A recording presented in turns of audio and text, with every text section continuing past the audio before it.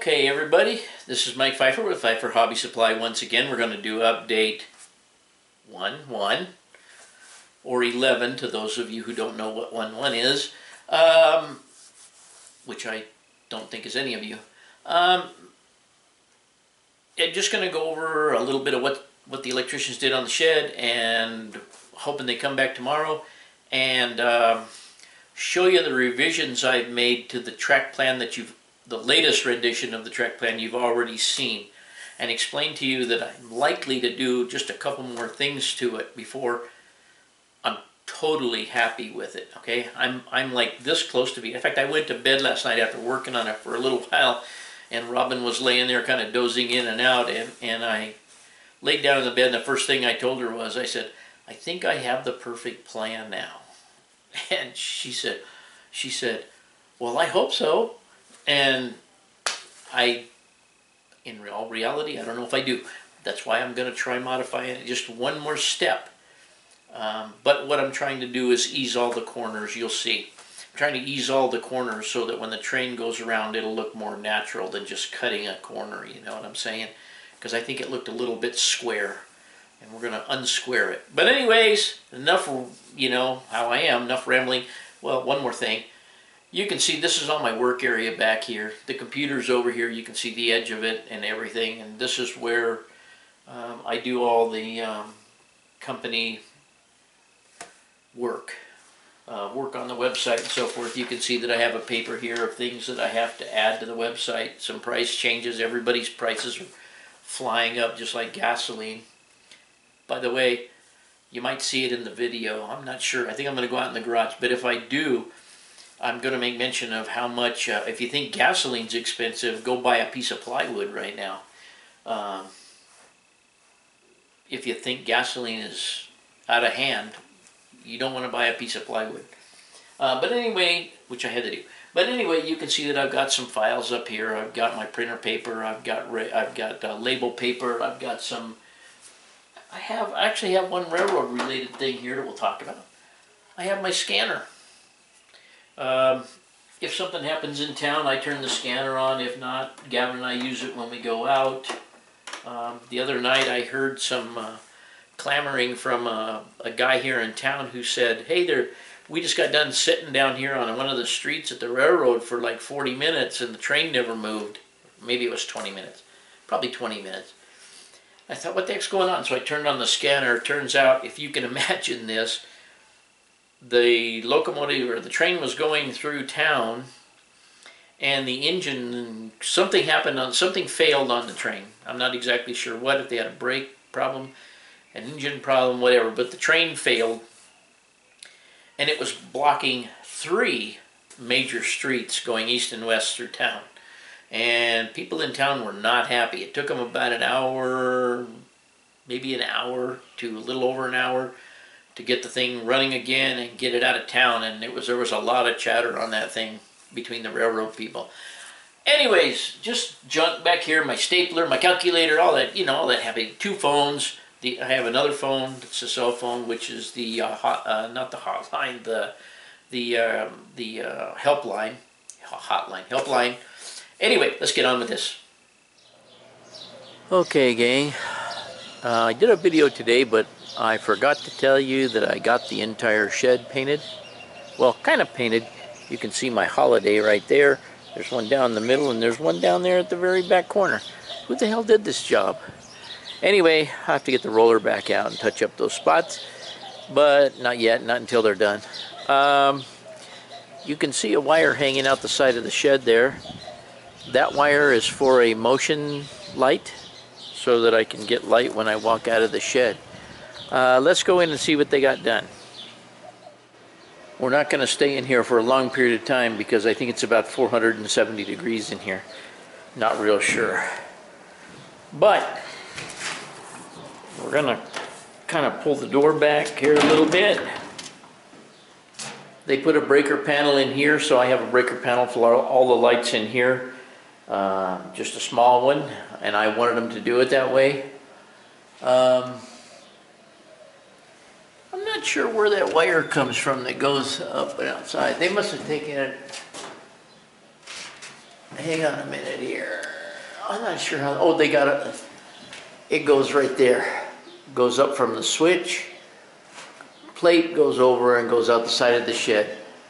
We have 3 switches here. We'll have one for the moonlight, or one for the regular light, one for the moonlight, and one for the motion light outside if I want to be able to turn it off.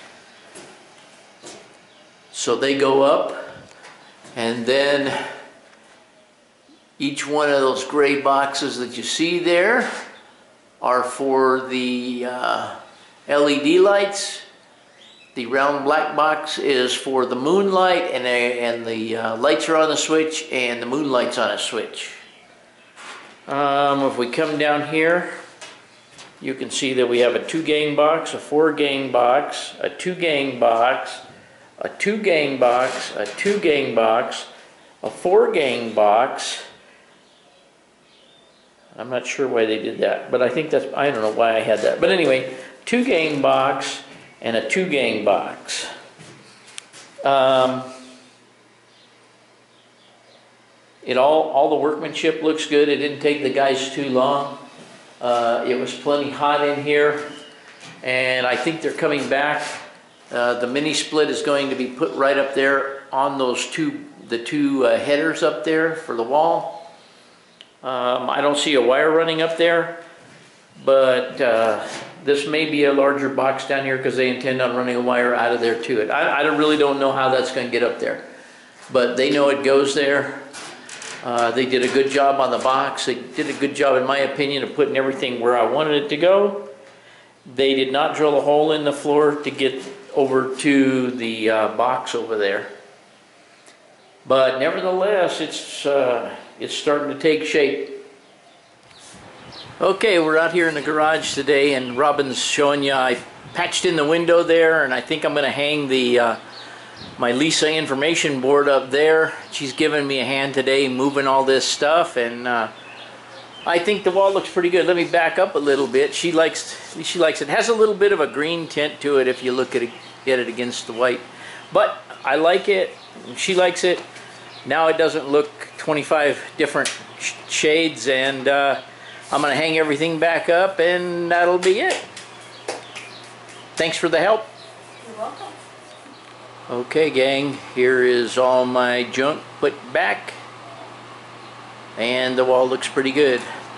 And by the way, I guess I didn't mention it, but well, I did mention that I filled it in, but it was pretty simple. I went and got a piece of plywood, had Lowe's cut me a piece of plywood, have the remnants of it there. You don't want to throw that stuff away. You think gas is expensive, buy a sheet of plywood. That being said, then I trimmed it out on the inside and trimmed it out on the outside, so now I have a place to put pictures, and I can put whatever really I want in there as long as it doesn't stick out too far. But that's where we're leaving it for now. The garage is all cleaned up. The wall is painted. There's the shelf that came out. You remember all my HO locomotives and stuff were sitting on that. That will go in the new building if they ever get it done. And that's it for today. Okay, guys and gals, as you know, you've already seen this rendition. This is the last one I did. I mean, this is the last rendition, relatively speaking. This is the last one I showed you. In the amount of time since the last video, I have sat down each night and tinkered to see what I can do for many things.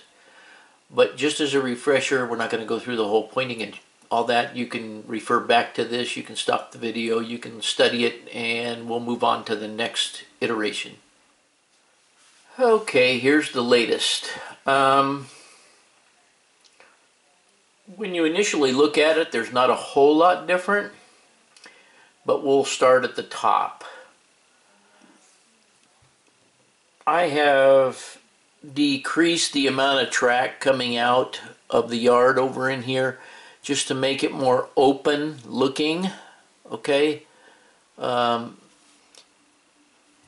shortened a couple tracks up and done the trackage right in here, a little bit different. Nothing different for the most part right here.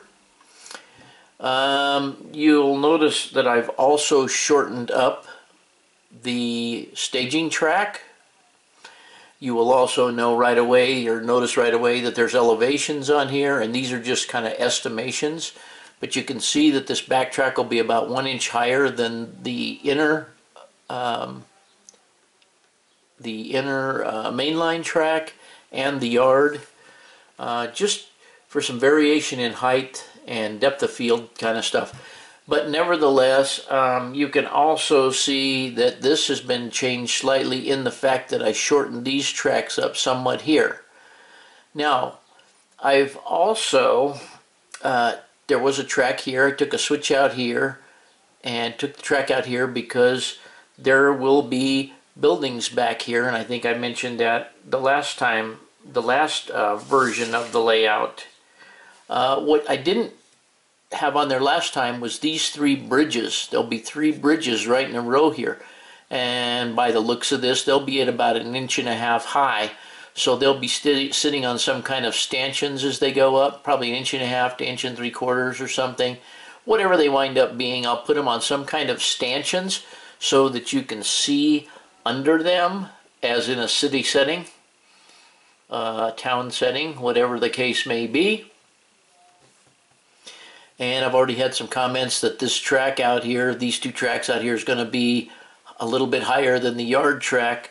I don't care. 1 inch, I mean, that's not going to make a hill of beans when you look into the yard. But nevertheless, that's the way it is. This curvature right here, I don't believe has changed at all, because that's where I need it. But if you look closely, these 2 radiuses over here are now 18 inch. Okay? These 2 radiuses over here are 18 inch, inside and outside.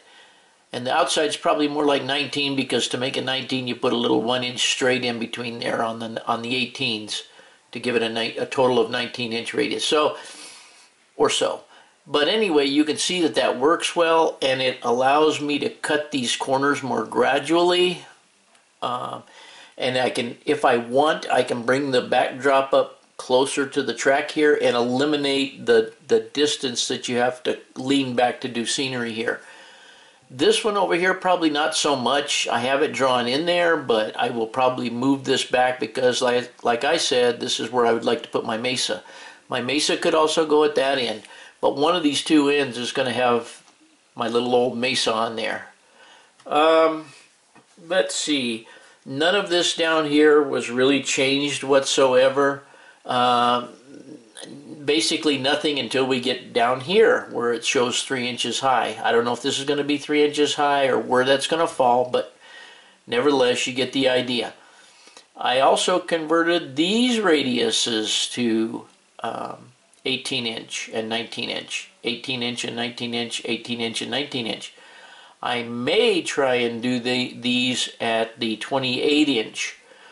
It doesn't make a whole lot of difference in the space you lose this direction. If I make them that radius, you just cut a little bit off of there, but it really makes the train sweep. And I think for my biggest radius, I think I'm gonna try and do 28s over here, but we're gonna see how that pans out. If not, I might even do 28 transition tracks on the beginnings of these 2 18-inch curves.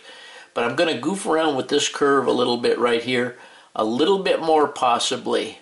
But I'm getting closer and closer to what I actually like. These right here were also turned into 18-inch, and you can see how much more of a gentle sweep there is between these 12 and 13s right here. This is going to be mountainous on that side. There will be no divider. Everybody wants to put a divider. There will be a difference in height of track, and I may put like a little tunnel right here or somewhere here. You never know what the scenery is going to be, but there will be some kind of a divider in here, but we're just not going to put a piece of plywood down across here. That's everybody's cop-out idea for a scenic divider on a lot of layouts, and I think it looks cheesy. My plan right at this moment is right here at the beginning of the double crossover, I'm going to put a bridge in right here, maybe a 7-inch bridge.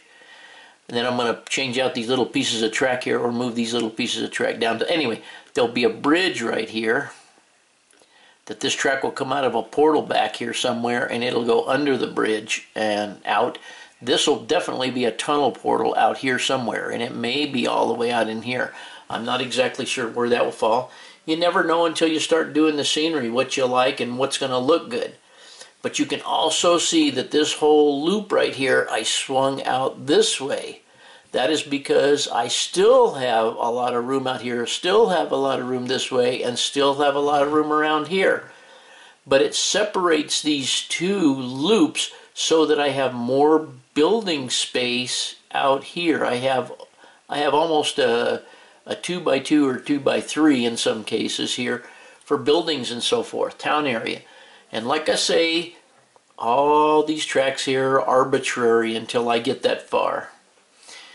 Over here, I still have, if I go out this far, I will still have 3 feet.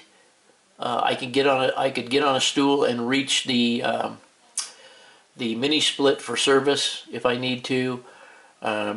If that doesn't fly, I may narrow this up just a little bit right where the mini split is here. May just bring this in at like a V shape kind of here. Don't know if I need to. Don't know any of that yet. You'll notice down here I still have 46 and 13/30 seconds, which is kind of weird. No, actually I have more than that because I didn't take the line all the way over. I don't know exactly what I'll have, but nevertheless, there's more than enough for a cigar chair there, and I'm bound determined to get a cigar chair, something comfortable to sit in. And guys are worried about, well, your layout's going to be high and you won't be able to see anything because everything will be the way. I don't care.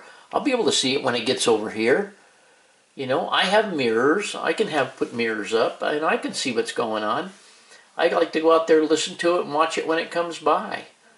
When you're out watching real trains, you don't follow the whole line. You know, I mean, I don't get that logic that you have to think you have to be seeing the whole track. We have, on that note, we have a viewing stand, and it was actually supposed to be a dispatcher stand, but we don't have anybody to do any dispatching. We built it purposely so guys could get up high and see our whole layout from one end of it to the other end. Nobody sits up there. The kids occasionally go up there and sit. I occasionally might go up there and sit and have something to drink or whatever, but for 90% of the time, that stand never gets used. So anyway, I'm not concerned about sitting down low in a nice, comfortable chair here. I think all the rest of it we've discussed. I don't know if you'll be able to read these on the video. This distance here is approximately 43 and 27/30 seconds, which is basically 44 inches. This is basically 50 inches. This is basically 27 inches. This is basically 38 inches. And this is basically 100 and almost 5. This is 24 inches right here where the door sweeps. Not too worried about that because my booth will be under here. And I'll be sitting there, and if somebody comes in and bumps into my chair, big deal. Most of the time that chair will be under the layout, unless somebody pulls it out and sits in it, and they can pull it out here in the room. And the door will be closed, I might add, 99% of the time. I refuse to leave the door open when I'm out there, because number one, I have heating and cooling out there, and number two, I don't want all the bugs and dirt in there. So that door will be opened. You go in, you close the door. So that's not a big deal. But I just had those dimensions in there so you kind of have an idea of what's what. I kind of like to have taken the tracks out here to maybe put buildings back in here, more city buildings back in here, and have it kind of go more rural as it goes out. That's kind of the idea. Room for some buildings in here that may or may not relate to the railroad. And I'm also, well, there's room here, and I'm going to put the station this time down here. The station will be right as it gets to the bridge, okay? And the station will be elevated up. this line here will obviously change. I think the station's 20, with the parking lot, is 24 inches long or so. I think the building with the freight house is 12 inches. But anyway, this may have to be shifted down somewhat, but you can see that I'll still have plenty of room there. Anyway, I like it. I like the plan. Still like the whole idea. And like I say, the only thing I'll be working on next that you may or may not see, what I do is I disconnect the track in all these spots right here, and usually all these spots up here somewhere, and I pull these tracks out to the side and save them in case I can't accomplish that. If I can't accomplish putting the 28s in, then I just take those, I get rid of the 28s and I put those pieces of track back in the program. But anyway, that's enough of that. As you have seen, there's been a little bit of work done on the shed. I'm hoping they'll come back tomorrow. And I guess that's about it for the track plan. Okay, last minute update. The FedEx guy came. I can't imagine them coming on Sunday, but they do. And this came from Walthers. These are all of my 2-inch inclines and risers and 4-inch risers. 4-inch, not risers, 4-inch decks. Anyways, ordered those in advance, so they're all here waiting to go. If I can get anybody to finish the shed, we'll be on the road. Okay, everybody, I hope you got something out of that little rambling and little changes that I made and the work that I've gotten done on the garage and what little bit of work has been accomplished in the shed. But I am optimistic that it's moving at least forward and not backward. So anyway, I hope you liked 11, and as usual, thanks for watching.